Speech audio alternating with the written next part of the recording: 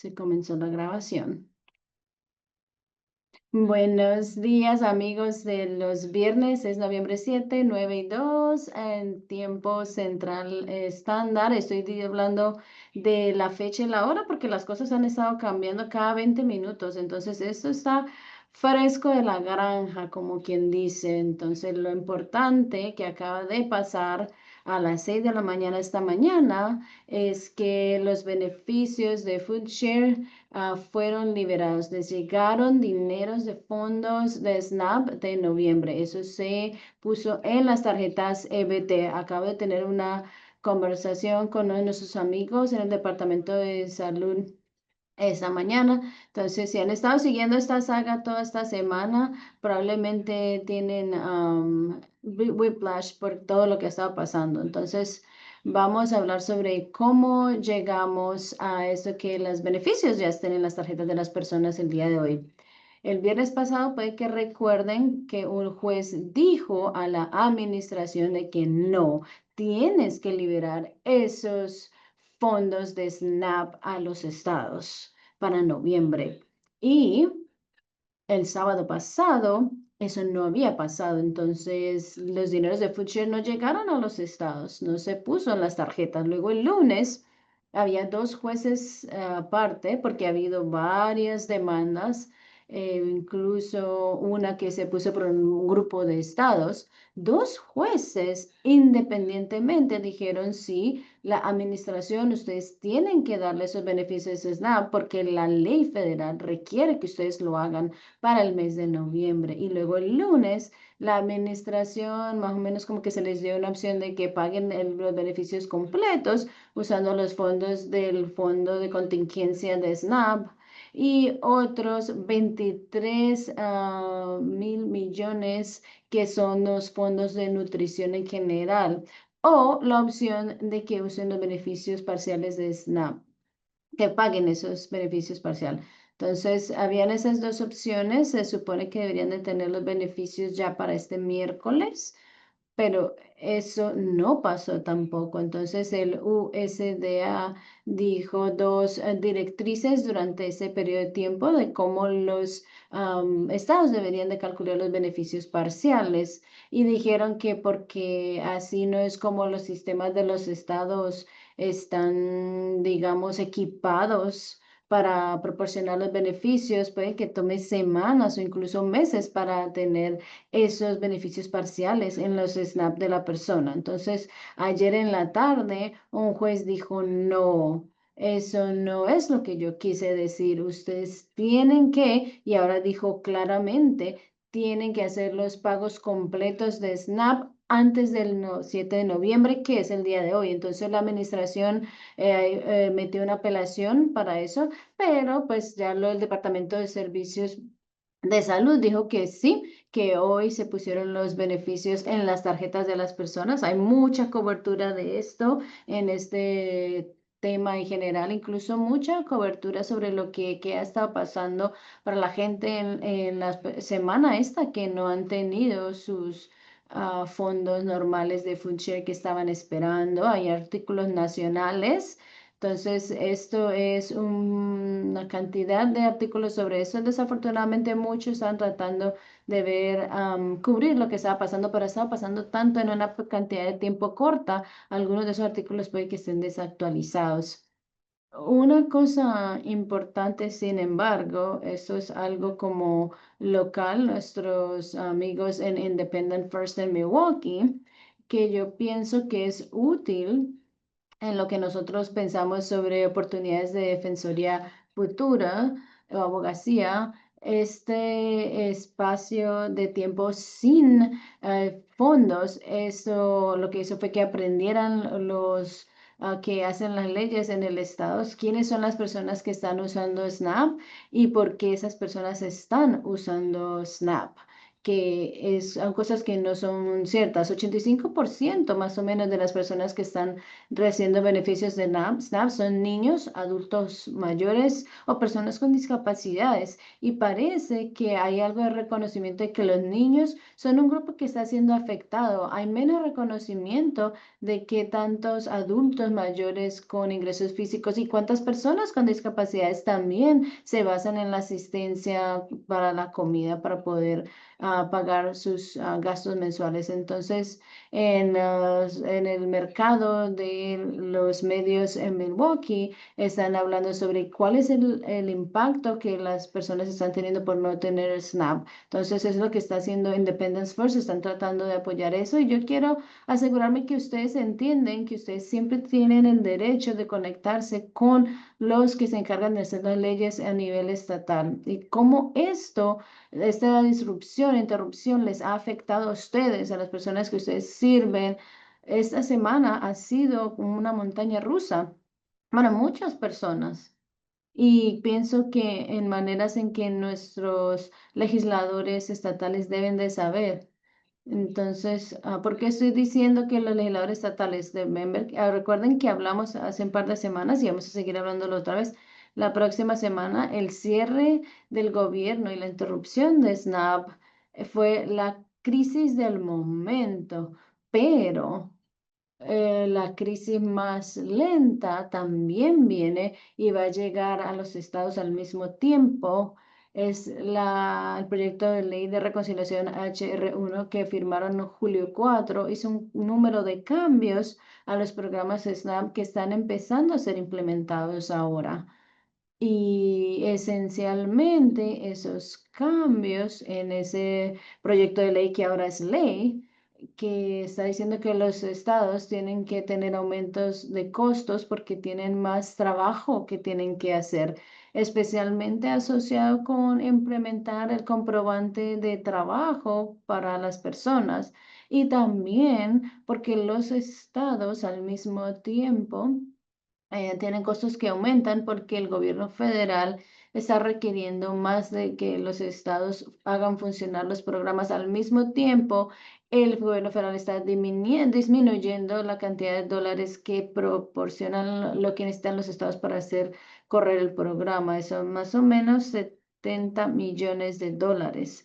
Es muy claro que nuestro Departamento de Servicios de Salud dice que necesitan esos fondos lo más pronto problema. Ayer hubiera sido preferible, hoy está bien, porque necesitamos el dinero en la mano para poder hacer el trabajo que necesitamos hacer, para asegurarnos de que el Estado no solamente esté funcionando, haciendo funcionar el SNAP como está haciendo ahora, pero para evitar penalidades financieras como parte de HR1. Y también hay que contratar muchas personas y entrenarlos para que sepan qué están haciendo. Y eso toma tiempo.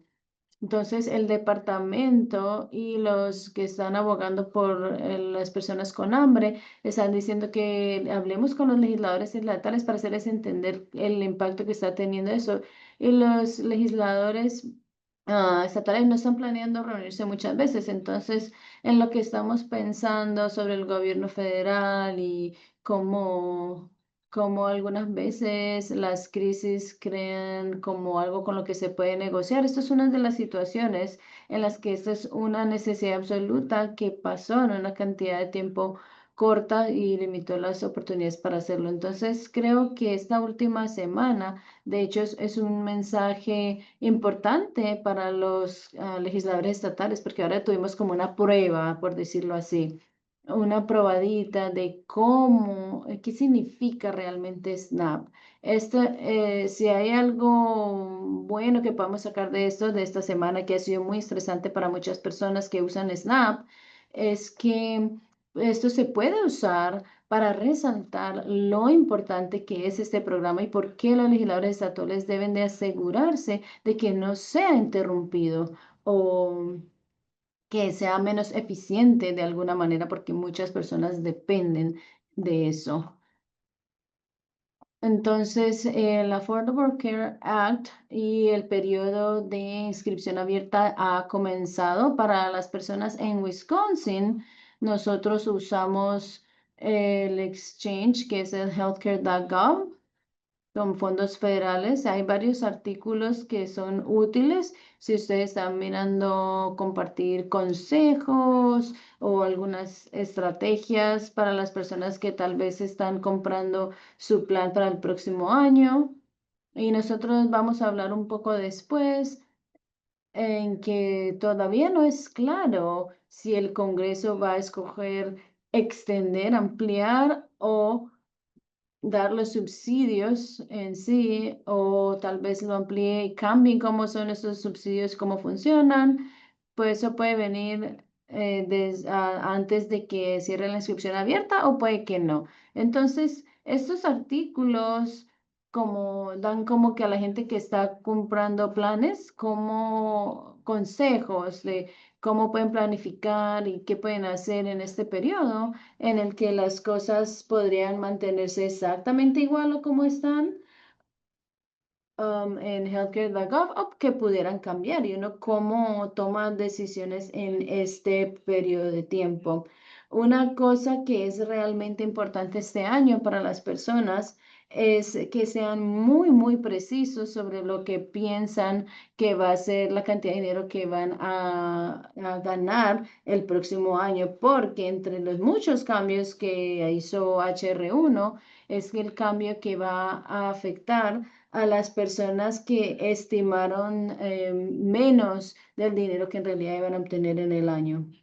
El próximo año, si tú tienes más asistencia para el pagar la prima que lo que debería haber recibido porque cometió un error en qué tanto ganó, o sea, ganó más de pronto de lo que pensó que iba a ganar, va a tener que pagar el exceso de dinero. Eso no ha sido cierto antes. Esto es un cambio que está siendo implementado como parte de HR1. Entonces, ese es el número uno. Es importante asegurarse de que esa información sea precisa y que la información de su hogar sea precisa. Entonces, es que sean muy precisos en lo que va a ser sus ingresos.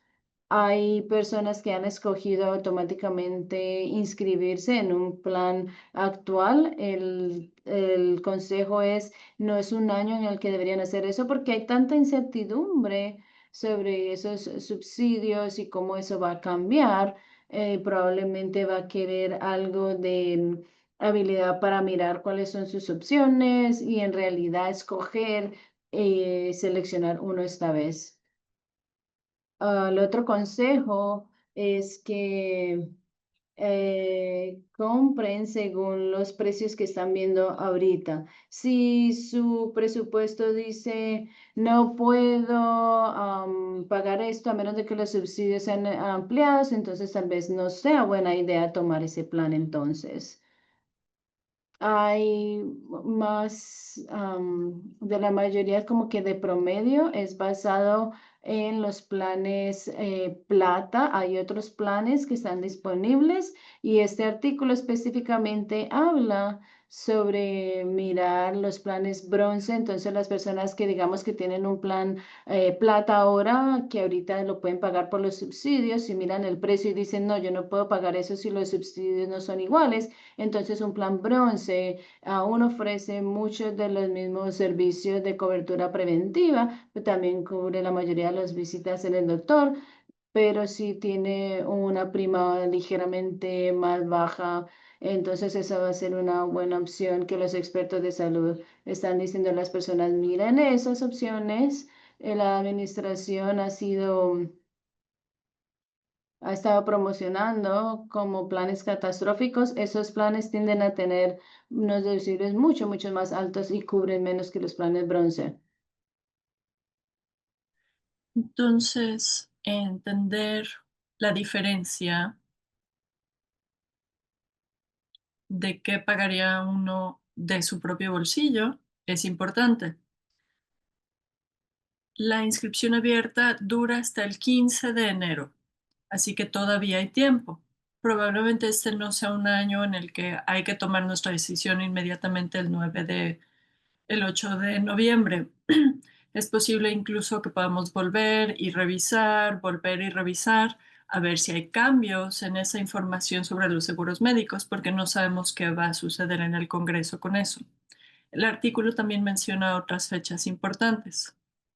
Muchas aseguradoras, si cambia el ambiente, cómo están las cosas y se aprueban los subsidios, por ejemplo, y ustedes ya se comprometieron, ya eligieron un plan, puede que haya la posibilidad de hacer algunos ajustes si ya seleccionaron un plan. Pero bueno, en general, consejo para las personas que están considerando estos planes actualmente. El Congreso. Una vez más, ha sucedido muchísimo y al mismo tiempo se siente como que las cosas están iguales en algunas maneras. Esta semana, para empezar, sucedieron varias elecciones el martes, no en Wisconsin, no tuvimos elecciones en esta ronda, pero muchos analistas observaban los resultados en otros estados. Hubo algunas elecciones de gobernador, una de alcalde, varios estados tuvieron medidas que aprobaron no, y también hubo otras elecciones que observaron los analistas. Muchos pensaron que dependiendo de los resultados, eso podría tener algún efecto en las negociaciones acerca del cierre del gobierno, si avanzan y cómo es que avanzan. En general, el resultado de las elecciones favorizaron sobre todo a un partido, el Partido Demócrata, que es el minoritario actualmente. En algunas maneras, eso le ha dado a los demócratas actuales, que forman parte del Congreso, algo razones por las que pensar que sus mensajes, su comunicación y las cosas que está haciendo el partido mayoritario no es popular con mucha gente. Y esto indica que eh, los votantes están siendo receptivos a la comunicación de los demócratas. La Administración Federal anunció que va a reducir los viajes aéreos en un 40% empezando hoy. Si continúa el cierre del gobierno, recuerden que los controladores aéreos son trabajadores esenciales, llevan este tiempo trabajando sin paga y en el pasado, que los controladores aéreos em, se reporten enfermos o no vayan a trabajar, es algo que se ha usado en el pasado para ejercer presión en otros cierres del gobierno. Así que se piensa que esta reducción de servicio aéreo, se piensa que es un movimiento estratégico para presionar al Congreso. No está claro todavía cuáles son los parámetros de la oferta, pero hay una oferta de negociación entre los dos partidos. Vamos a hablar de esto en la siguiente diapositiva. Puede incluso que suceda este fin de semana si están dispuestos los partidos a colaborar en base a esa oferta. Si no, el Senado tiene programado un receso empezando la semana que viene. Así que se podría creer que si no trabajan este fin de semana y lo resuelven y toman el receso la semana que viene, vamos a estar en una situación similar en la que no se puede avanzar.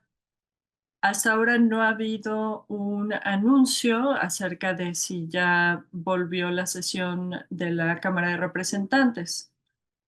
Esa decisión puede que dependa de si el Senado está trabajando en algo que la Cámara de Representantes cree que se les vaya a enviar a ellos para que la aprueben o no. Les recuerdo que desde septiembre 19 no ha estado en sesión la Cámara de Representantes. Ellos aprobaron una resolución de continuación que caduca el 22 de noviembre, quedan 14 días. Desde entonces no han estado en sesión activa. Ahora está clara la necesidad de por lo menos cambiar la fecha de caducidad en esa resolución de continuación, porque aprobar la resolución que ya aprobó la Cámara de Representantes, que es lo que piden los republicanos en el Senado, simplemente que se apruebe lo que se aprobó en la Cámara de Representantes y luego ya avanzar. Eso no es factible, no es posible actualmente, porque si se abre el gobierno y su presupuesto se acaba en 2 semanas, no se va a poder lograr gran cosa. Así que lo que sabemos hasta ahora que puedan ofrecer los republicanos es que de nuevo van a votar en cuanto a la resolución de continuación actual que aprobó la Cámara de Representantes en septiembre. Esta sería, me parece, la 15ª vez que el Senado vuelve a votar en lo mismo, acerca de lo mismo. Parte de ese voto será, hay que enmendar esa resolución de continuación. Entonces la pregunta se vuelve, ok, ¿cuál es la enmienda? Esas enmiendas responden suficiente a lo que los demócratas están pidiendo para lograr que suficientes demócratas eh, decidan votar también a favor de esa resolución. Así que se está hablando de tres cosas en público en cuanto a estas enmiendas. La primera es un cambio de fecha. Se necesita una fecha diferente que no sea el 21 de noviembre. Las personas, miembros del Senado, que son parte del comité presupuestario, este comité está a cargo de aprobar las leyes de apropiación de fondos para fundar todo lo que hace el gobierno en el año. Ellos quieren una fecha de caducidad el 18 de diciembre, que es el último día en el que está en sesión el Congreso en el año. La razón por la que quieren esa fecha más corta, porque creen que les va a ayudar a negociar acerca de las leyes de financiamiento permanentes y les va a permitir hacer más cosas. Los conservadores fiscales quieren una fecha más tardía, porque ellos ven eso como controlar los gastos, mantenerlos al mismo nivel, no hacer cambios que se necesiten por parte de las agencias federales. Así que hay un tira y afloje entre lo que quiere hacer el Senado para avanzar el proceso normal de presupuesto en comparación con qué es lo que quieren algunos miembros más conservadores. Esa fecha de caducidad más larga que permita resolver algunos asuntos para más largo plazo.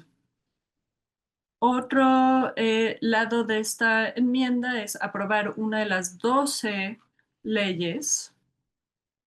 Han mencionado varias veces la USDA, que cubre los programas nutricionales y SNAP. También han hablado de lo militar y el financiamiento de lo legislativo, básicamente el Congreso. Así que esas serían 3 leyes de las 12 leyes de gastos. Estas son las menos controversiales de esas leyes. Estas son leyes en las que ya están de acuerdo los dos partidos, ya están de acuerdo en los gastos que harían esas leyes. Lo que le preocupa a las personas con discapacidades, sobre todo, es el Departamento de Trabajo, Servicios Educativos. Esa es una de las leyes, una de estas 12 leyes y dicta los gastos de todo lo que se encuentra dentro del Departamento de Servicios Humanos, incluyendo todo lo que tiene que ver con educación, discapacidad, la tercera edad, etcétera. El Departamento de Educación, que supervisa el los programas vocacionales, servicios de educación especial. Eso no se incluye en las leyes que se agregarían a esta oferta. Así que aun si esto sucediera, aún hay bastante programación que es importante para las personas con discapacidades, que no estaría en el presupuesto, sino hasta que se apruebe el presupuesto de 2026. El tercer componente que quiere ofrecer el Senado como enmienda es deshacer algunos de los despidos masivos a trabajadores federales que ha hecho el gobierno durante el cierre de gobierno. Puede que recuerden que hay algunos casos, algunas demandas que están sucediendo actualmente acerca de si ellos tenían la autoridad para despedir a esas personas o no. También puede que recuerden que el gobierno decidió despedir de manera permanente a la mayoría de los trabajadores de educación especial y servicios de rehabilitación dentro del Departamento de Educación. Así que hay muchos puestos que eran muy importantes para las personas con discapacidades y esta administración decidió, ustedes están despedidos.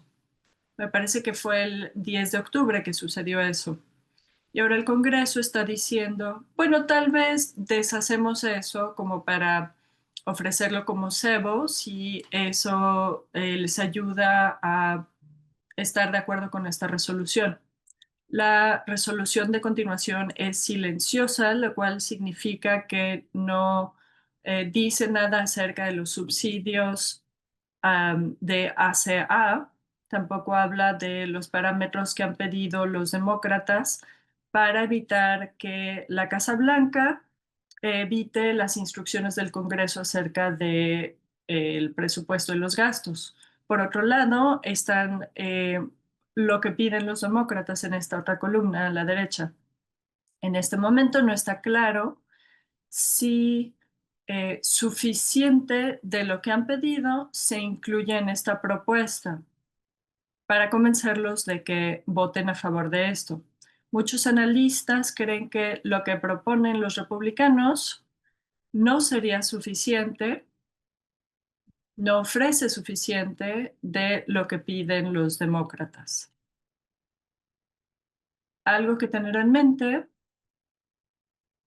es que los republicanos han sido consistentes al decir que hay que abrir el gobierno, apruébenlo y luego ya podemos hablar de los subsidios del ACA.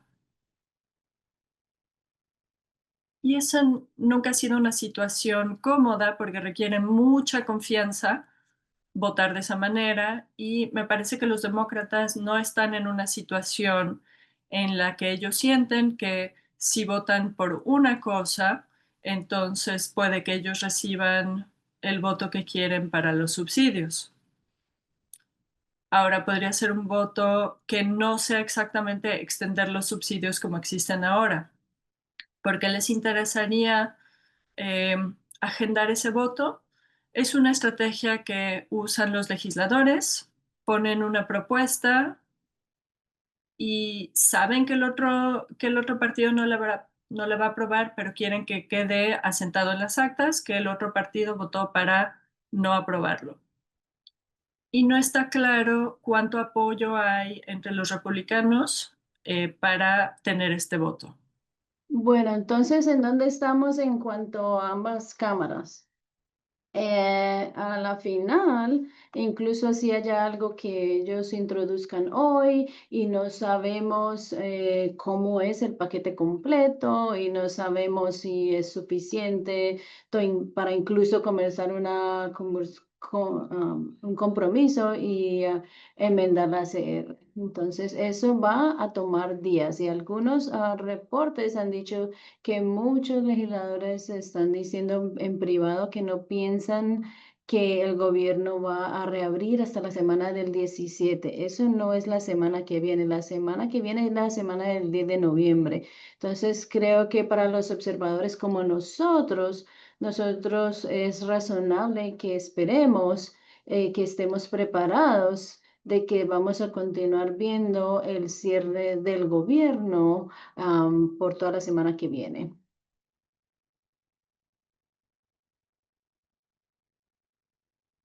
Los republicanos de la Cámara están jugando un juguete importante, aunque ellos no han estado en sesión desde el 19 de septiembre. Y es importante resaltar que aunque nosotros estamos pasando mucho tiempo hablando sobre el Senado y lo que el Senado está negociando, los republicanos del Senado también están muy conscientes de lo que puede pasar la Cámara de Representantes, porque tanto la Cámara como el Senado tienen que estar de acuerdo en el mismo lenguaje y francamente la Casa Blanca tiene que estar de acuerdo también porque es el presidente el que firma cualquier proyecto de ley en ley. Entonces, así los republicanos del Senado en realidad quieran negociar y estar de acuerdo con muchos de los elementos que los demócratas quieren que cambien.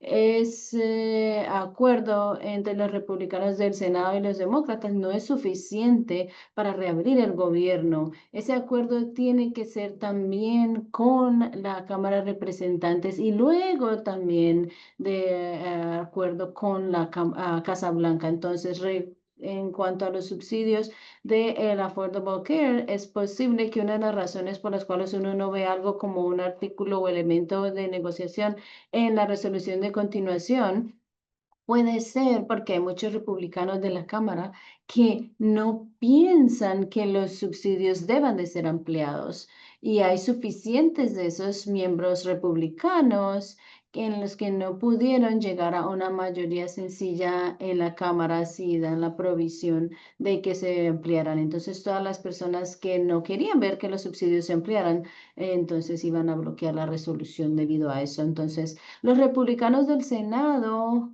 no están unificados en sí o cómo ampliar los subsidios. Entonces, no es un asunto de simplemente un desacuerdo entre la Cámara y el Senado, pero también en el caucus de los republicanos. Entonces, aunque cuando se trata de tener un voto en los subsidios, incluso si los demócratas, ellos tienen un voto de ampliar los subsidios como están, nosotros hemos estado hablando en las últimas semanas que los republicanos tienen su propio plan de que si ellos extienden los subsidios, ¿qué cambios le harían? Entonces, no los vamos a ampliar como están, nosotros puede que los ampliemos por un periodo de tiempo y también agregar otros cambios que afectarían quién puede obtener créditos en sus impuestos. Tal vez puede ser cambios en las primas o cambios a ciertos tipos de plan,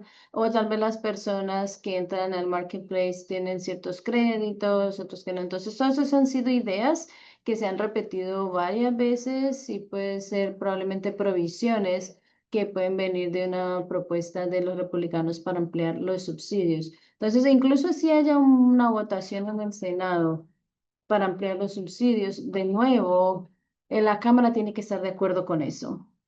Entonces, hay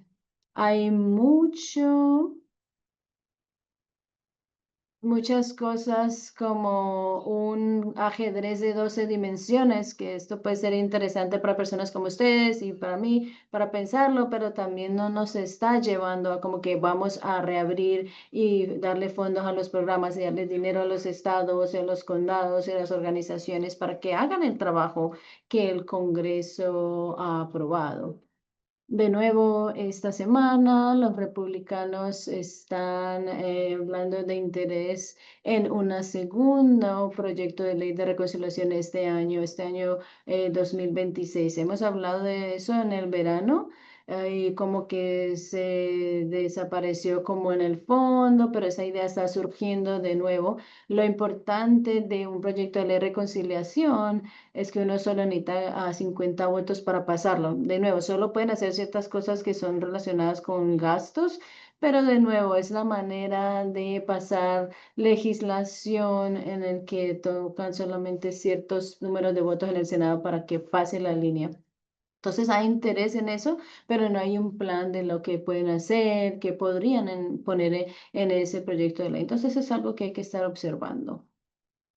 En cuanto a lo que tiene que ver con el cierre, yo no estoy segura que haya visto alguna vez un artículo en los medios que junte causa y efecto como este artículo. Entonces, algunos de los comentarios que hemos encontrado a las personas con discapacidades y las familias es ahí como que esta idea de que hay ganadores y perdedores aquí. Y es muy claro quiénes son las personas que están recibiendo cheques de pago, quiénes son los trabajadores que no, qué programas están aún con fondos, si están funcionando a nivel federal y qué programas han sido apagados. Este artículo está haciendo un contraste bastante claro de cuáles son las opciones que tiene que las decisiones que ha tomado la administración durante este cierre y quiénes son las personas que están ganando y quiénes están perdiendo. Entonces, parece que hay muchos de los programas que personas estadounidenses con bajos ingresos y discapacidades que han estado usando, que no han sido los programas que la administración ha escogido para que continúen funcionando o que los trabajadores sigan recibiendo sus pagos. Entonces, esta semana también la administración dijo, bueno, tal vez nosotros no vamos a pagar a algunos de esos trabajadores que nosotros no despedimos, pero tampoco son esenciales lo suficiente como para venir a trabajar sin pago. Entonces, cada cierre, los trabajadores federales que han sido furloughed, ese es como un tema en el que dice como que tienes tu trabajo, o sea, no has perdido tu trabajo, pero no te estamos pagando y no tienes que venir al trabajo.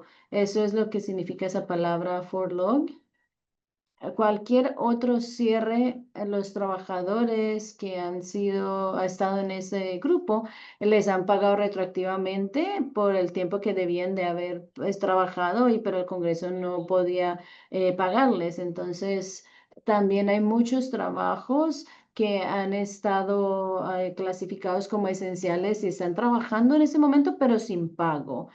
Entonces, las personas están mirando esto muy de cerca porque todos esos personas, 650,000 trabajadores federales están en esa categoría de que no te hemos despedido, pero estás en excedencia o furloughed. Entonces, ahora este cierre ha pasado ya en 5 semanas y estos trabajadores les ha faltado por lo menos 2 cheques de pago o por lo menos un cheque mensual, dependiendo del ciclo. Y para muchos trabajadores que les falte un cheque de pago es la diferencia entre poder pagar tus facturas a tiempo y que que no les paguen 2 veces. Es una presión y sin saber si van a obtener ese dinero de regreso, eso le agrega la presión a esos trabajadores.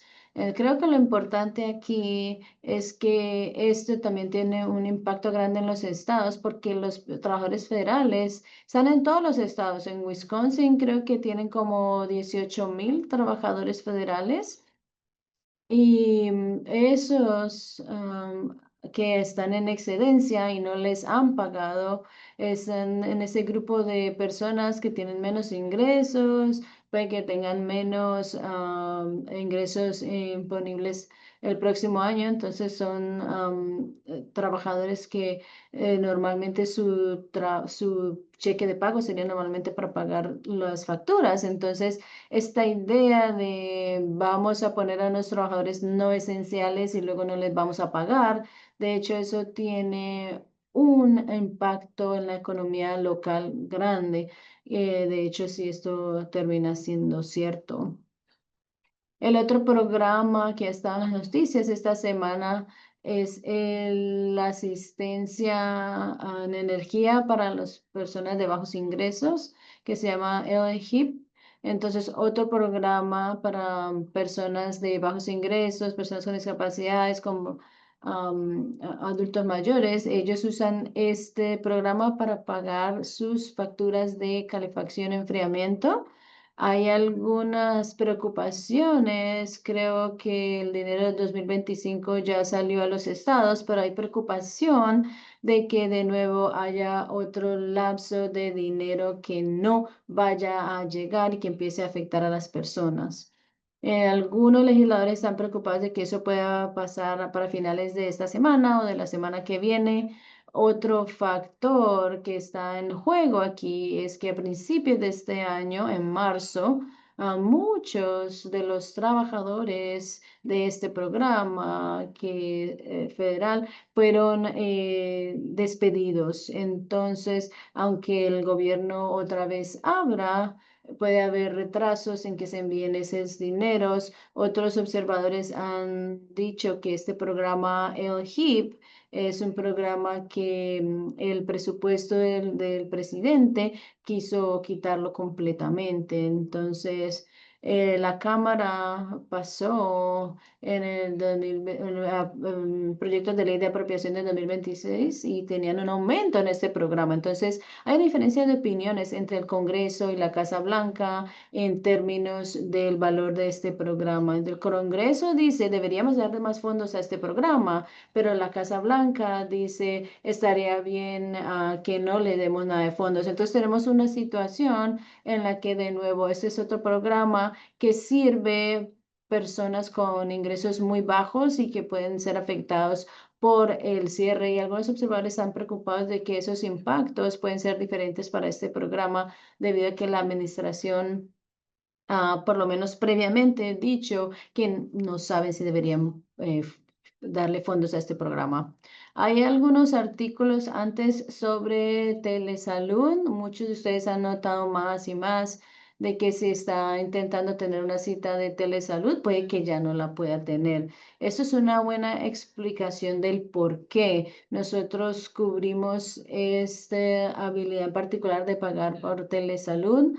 Esto ha sido reautorizado por la resolución de continuidad en lugar de un proyecto de ley formal que lo ponga en el estatuto. Entonces, eso es con la expiración de esta resolución, se va a vencer los fondos para pagar por el telesalud. Entonces, este cierre la falla del Congreso para hacer que esto se arregle de una manera diferente que una resolución de continuidad. Eso significa que los doctores y hospitales van a tener que decidir si ellos continúan ofreciendo telesalud y averiguar cómo tal vez conseguir el dinero después, puede que no, o si están teniendo que poner los servicios en pausa y hacer que los pacientes vengan. Y para muchos adultos mayores y personas con discapacidad, la telesalud ha sido en particular algo importante, salud rural también, porque la distancia entre los hospitales y los pacientes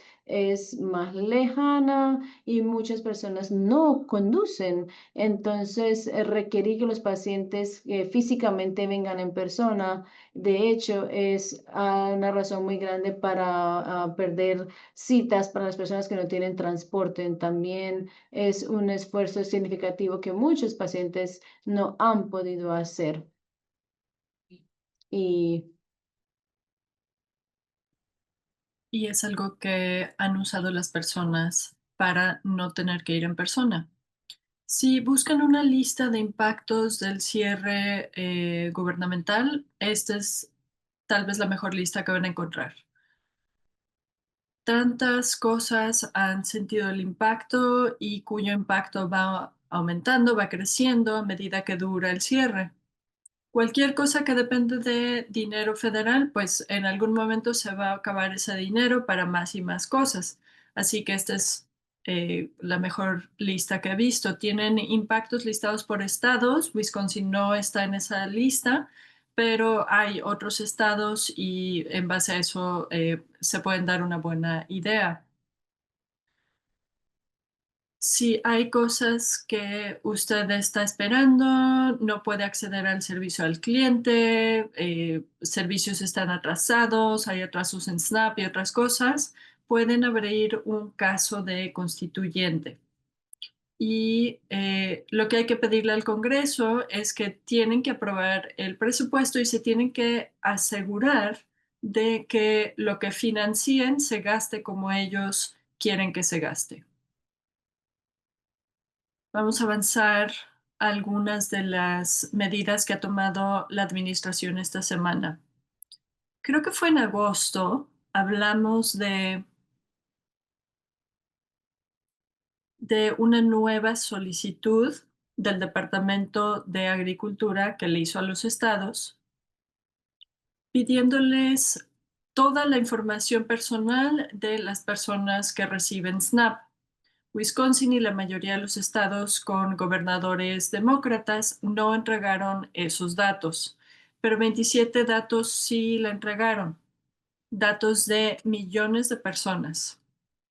Parte de la preocupación en el momento en que sucedía eso, además de la privacidad, es que no estaba claro para qué iban a usar estos datos, ni si el uso de esos datos iba a ser beneficioso o no para el programa en sí. Esta semana la secretaria de USDA dijo que los datos que recibieron de 27 estados, o sea, no el país completo, pero 27 estados, que esos datos muestran que hay muchísimo, que hay fraude masivo en el programa SNAP y dice de nuevo que personas sin estatus legal están accediendo a esos pagos. Si les suena conocido, no me sorprende porque en febrero oyeron rumores similares acerca de Medicaid. Recuerden que alegaban mucho que había en Medicaid abuso, fraude masivo y que de alguna manera u otra personas sin estatus migratorio estaban accediendo a esos servicios. Como Medicaid, las personas sin estatus legal no pueden acceder a SNAP. Hay ciertas categorías de personas que no son ciudadanos y están aquí de manera legal que pueden acceder a estos servicios. Y los estados se aseguran de que los requisitos sean cumplidos cuando estas personas solicitan participar en este programa. Así que de muchas maneras esto es muy similar a lo que hemos oído de Medicaid. Además es muy similar porque Medicaid no permite que las personas sin estatus migratorio accedan a Medicaid y el proceso de solicitud de Medicaid y SNAP son similares y están diseñados para confirmar que las personas reúnen los requisitos para participar en ese programa.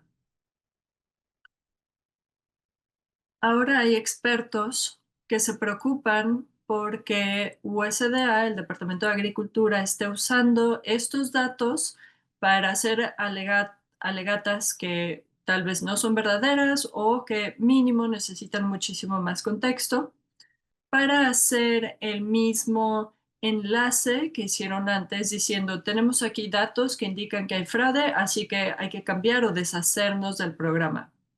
Recuerden que dentro de la ley HR1 ya se hicieron recortes a SNAP. Así que si uno está buscando excusas para hacer más recortes a SNAP, fraude, desperdicio y abuso puede ser una manera útil de eh, defender estos cambios.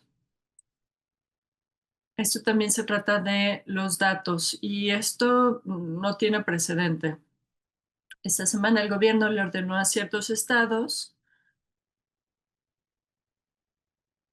que revisen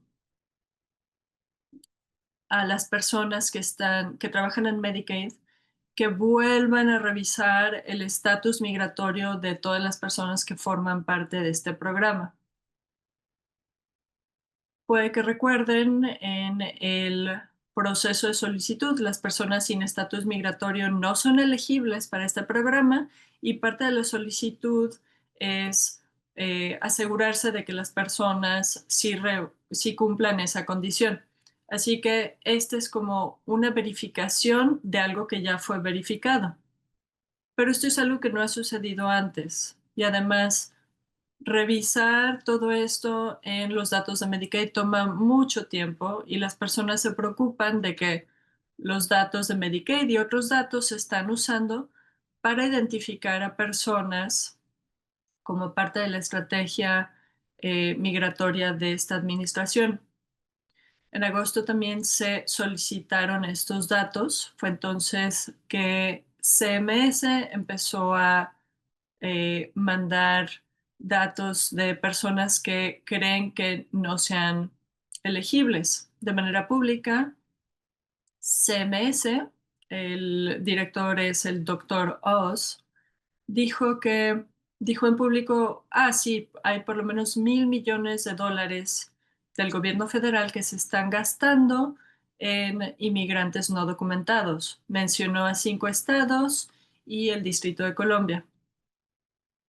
Esto indica que, bueno, podemos ver que estos 5 estados tienen liderazgo de un solo partido. Este artículo también, además de eso, menciona que no necesariamente cree que esta declaración del director de CMS sea verdadera. Hemos hablado de esta regla propuesta ya un par de veces. Entonces, un recordatorio. En la primera administración de Trump, desarrollaron una regla que iba a cambiar quién reunía los requisitos para los pagos SSDI, para ese programa. Hay algunos cambios que tal vez sean positivos. Reformar la lista de trabajos que pueden hacer las personas para reunir esos requisitos. La actualizaron, es una lista que no se había actualizado en mucho tiempo. Pero uno de los puntos importantes es que hacía más difícil, especialmente para los trabajadores de mayor edad, sería más difícil que reúnan los requisitos para estos pagos, para este beneficio. Muchas personas se verían impactadas por esto. Algunos defensores están pensando que estos estimados no son suficientemente altos. De por sí ya es difícil reunir los requisitos para SSDI y que si se dificulta un proceso ya difícil, no solo menos personas van a entrar a ese programa, sino que va a haber personas que ni siquiera van a intentar entrar al programa porque creen que será imposible. El gobierno federal está diciendo que estos recortes son necesarios, diciendo que sería bueno en cuanto a finanzas que menos personas participen en este programa. Este artículo contribuye a la discusión de esta regla tal vez un poco más que otros y menciona que SSI lo paga su propio fideicomiso. Ese fideicomiso está separado de los fondos de ahorro para el retiro o la jubilación. Entonces, si hay personas que reciben beneficios por razones de discapacidad, no solo va a ayudar que el fondo para el retiro se quede solvente, este, sino que podría hacer que el otro fondo se vacíe más rápido. Los trabajadores que tienen discapacidades y están en un rango de edad, si no pueden obtener esos beneficios, puede que decidan jubilarse o retirarse más temprano y eso tomaría fondos de ese fondo para el retiro. Si más personas lo usan, más rápido se van a usar esos fondos. Por otro lado, el fondo para discapacidades está solvente y nadie lo está usando. Otra cosa importante de este artículo es que conecta bien cómo los cambios a esta regla interactúan con otros recortes que ya se hicieron, específicamente en la ley HR1. Hay que recuerden que esta ley va a obligar a los estados a que implementen requisitos de trabajo, de demostrar que están trabajando para las personas que usan Medicaid. Las personas con discapacidades puede que estén exentos de esos requisitos si pueden demostrar que están exentos, pero la mejor forma de demostrar su elegibilidad para una persona con discapacidades es reunir los requisitos para participar en SSDI. Así que si menos personas participan en SSDI, menos personas van a poder decir yo estoy exenta de los requisitos de trabajo de Medicaid que se van a implementar en enero de 2027. Esto va a hacer que muchas personas que deban de estar exentas tal vez no lo estén en la práctica porque no pueden entrar al programa que facilita demostrar esa exención. Una pequeña buena noticia: la Asociación Nacional de Defensa de las Personas Sordas demandó a la administración diciendo que la decisión de no tener interpretación de idioma para sordos incumplía leyes federales. El juez estuvo de acuerdo y esta corte ordenó al gobierno que restauren la interpretación para lenguaje de sordos. Un par de artículos grandes más que hablan de los impactos que van a ver los estados en base a los cambios a la ley HR1. Vamos a empezar con SNAP y también hay un artículo sobre Medicaid. HR1 hizo recortes a SNAP por 187 mil millones de dólares en 10 años. Es una reducción de 20%. Y esto es como contexto. Si han seguido estas sesiones, probablemente ya conocen esa información y saben que una de las cosas que se predicen en cuanto a estos recortes es que muchas personas van a perder sus beneficios, sus prestaciones, y los estados van a tener que gastar más de sus presupuestos. Y puede que no ayude con las metas de la administración en cuanto a nutrición y salud si se quita una fuente de fondos que le permita a las personas comprar comida. Una de las cosas que no hemos hablado tanto es que muchos de esos costos a estados que han aumentado a medida que el gobierno federal les da menos financiamiento. Recuerden, al principio hablamos de que en Wisconsin necesitábamos 70 mil millones extras para continuar administrando SNAP como existe, en base a los cambios de HR1. Esa misma historia está sucediendo por todo el país. Todos los estados tienen ahora costos mayores porque HR1 les da menos dinero para ese programa. No hemos hablado tanto de que SNAP es un programa opcional para los estados, no tienen que participar. Todos los estados participan actualmente. Antes de HR1, SNAP lo financiaba completamente el gobierno federal y había suficientes fondos del gobierno federal para hacer que, en cuanto al presupuesto, fuera razonable que los gobiernos estatales lo administraran.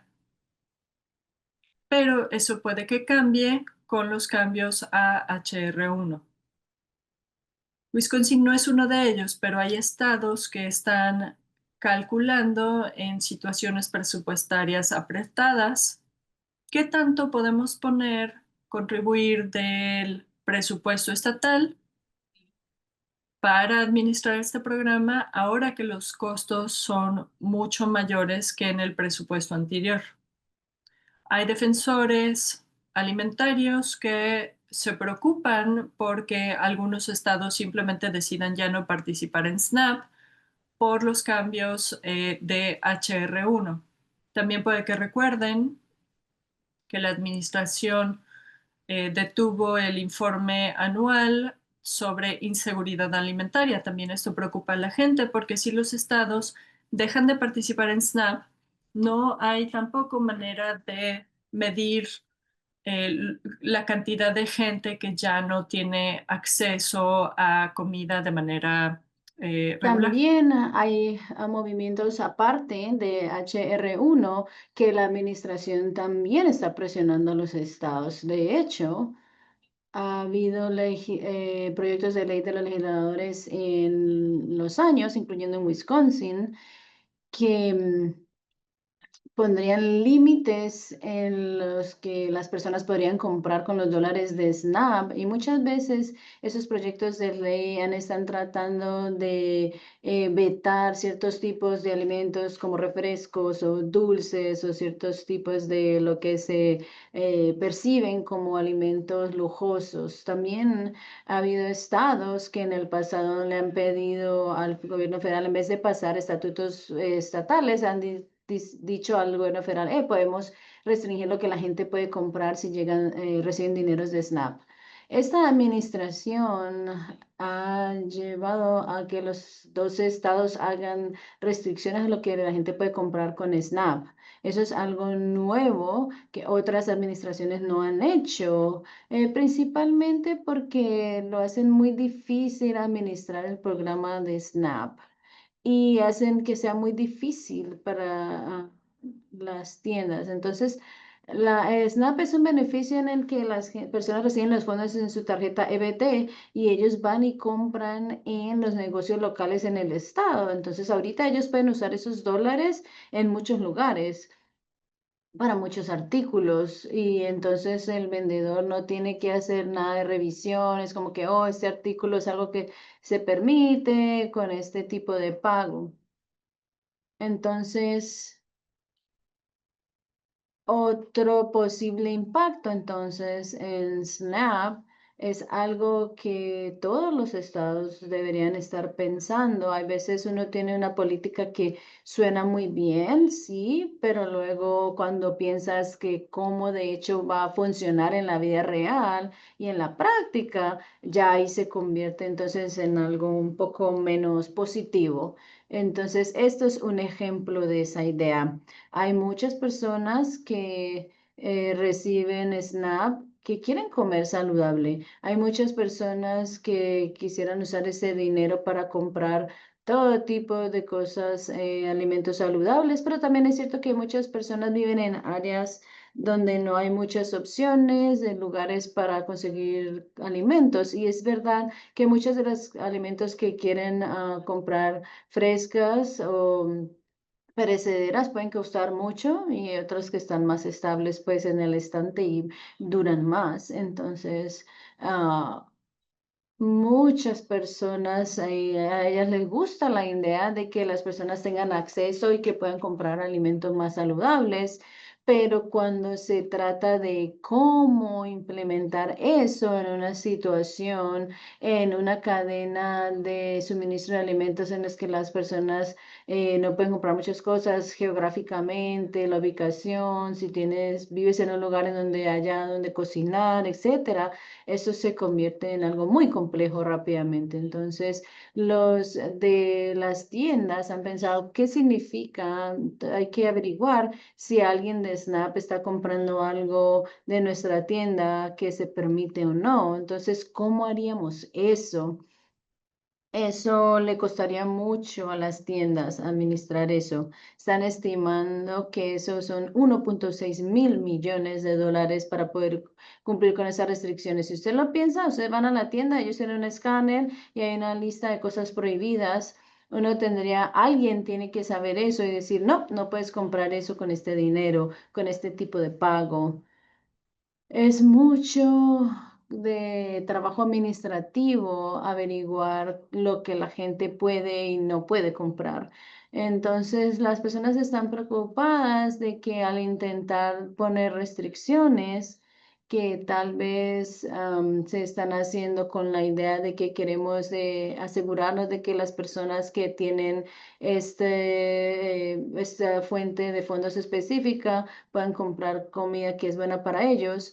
Uno también entonces está creando una situación en la que la tienda dice, para mí no vale la pena aceptar estas tarjetas EBT o SNAP porque me va a costar mucho más hacer eso. Yo preferiría simplemente no tener que preocuparme si alguien puede o no puede usar fuente de dinero para comprar alimentos y simplemente eligen no participar del programa. Los que abogan por esto dicen que las personas simplemente podrían pasarle esos costos administrativos a los clientes. Tal vez haya tiendas que decidan, vamos a invertir en la administración para poder saber lo que las personas con esa pueden comprar o que no pueden comprar, pero vamos a asegurarnos de que esos costos administrativos los paguen nuestros clientes, no nosotros, lo cual entonces significa que suben los precios de los alimentos para todos. O hay tiendas que tienen suficiente personas que están comprando que usan SNAP y no pueden pagar por la administrativa. Entonces puede haber muchas tiendas rurales pequeñas que pueden simplemente no tener suficiente dinero para sobrevivir y pueden terminar cerrando. Entonces un ejemplo de nuevo en lo que las políticas que uno tal vez escucha o escuche en un futuro son cosas que suenan bien, pero cuando lo piensan de cómo funcionan en la práctica, entonces parece que no se puede trabajar bien con eso rápidamente.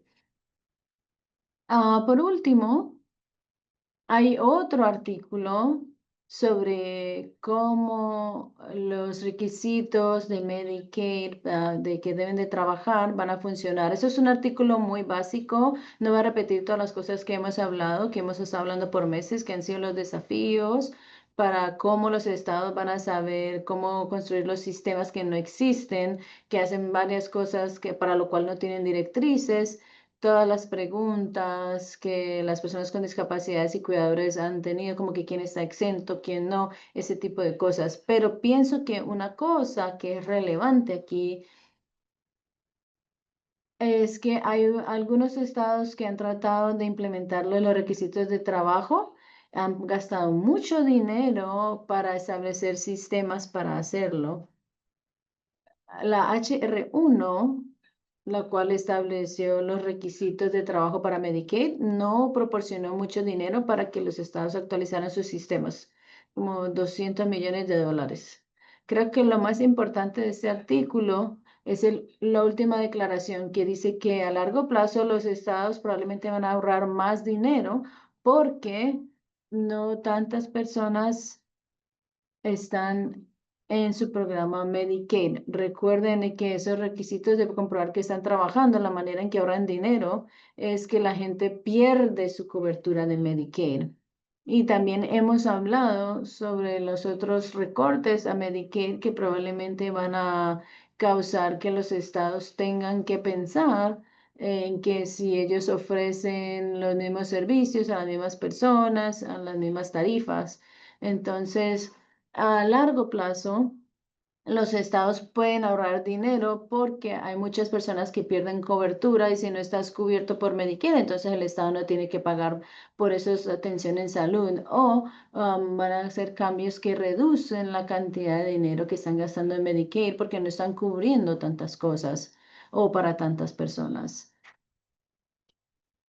Y esos, entre comillas, ahorros están ahí, ¿no? Entonces, en esas inversiones administrativas. ¿Por qué estoy diciendo yo esto? Porque algunas veces uno hace un cambio en una política y uno crea diferentes gastos Y esto causó que los estados cambiaran y crea un incentivo en el que una vez que esto pase, el estado ya tiene un sistema establecido, entonces de esa manera va a ser difícil para las personas y sigue esencialmente mantiene a ellos fuera de Medicaid y que el estado no gaste el dinero. Tal vez no haya tanto incentivo para que el estado haga cambios que vaya a hacer que más personas entren a Medicaid. Entonces, una vez que uno tiene el proceso administrativo que en realidad esté actuando como una barrera, tal vez sea más difícil proponer cambiar esa barrera para que el Estado termine gastando más dinero porque más personas pueden entrar al programa. Y con eso voy a detenerme para por el día de hoy. Tengo una pregunta que yo no estaba segura de la respuesta y pues quería preguntar. Entonces, estabas hablando de que en HR1 las penalidades para la ACA si uno tiene un estimado por debajo de lo que va a ser su ingreso. Entonces, ¿qué tal si uno tiene un estimado por encima? Entonces, yo sé que muchas veces en otros años las personas hacen su declaración de impuestos y reciben un crédito o un reembolso basado en eso, pero puse un enlace de healthcare.gov que habla sobre eso, pero preguntándome si habría algún cambio si pasa lo opuesto. Creo que la gran preocupación es que uno obtuvo más créditos en los impuestos que lo que debería haber, versus que si pagaste más que lo que deberías haber pagado. Entonces, pienso que HR1 principalmente está con el objetivo de esas personas que recibieron más créditos en los fiscales que lo que deberían haber recibido. Creo que si uno paga de más, no estoy consciente de que haya habido algún cambio con el proceso de pagar de más. Bueno, está bien. Había una pregunta sobre cualquier información nueva en los requisitos de elegibilidad de discapacidad permanente. Creo que no hablaste de eso. Para los nuevos requisitos de Medicaid, creo que eso es lo que están hablando. No, CMS no ha expedido ninguna directriz bajo ley y no tienen que hacerlo hasta el próximo junio. Entonces, hay algunos grupos nacionales y conversaciones que algunos estados están teniendo con CMS sobre, hey, hay maneras en las que podemos automáticamente hacer excepción para ciertos tipos de personas, pero no hay nada por escrito que haya sido publicado hasta este momento que alguien pueda mirarlo y decirle, oh, sí, yo soy parte de esa categoría o no. Alguien tenía un comentario interesante sobre los beneficios de SNAP es que y afecta a sus medicamentos. Por ejemplo, si uno tiene que comer con el medicamento, entonces pienso que eso fue algo muy interesante.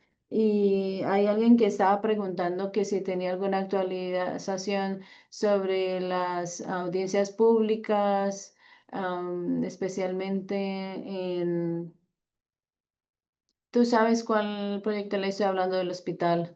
O bueno, los proyectos de ley de la escuela. Bueno, voy a dejar eso ahí entonces y puedes decidir si quieres hablar de eso o no.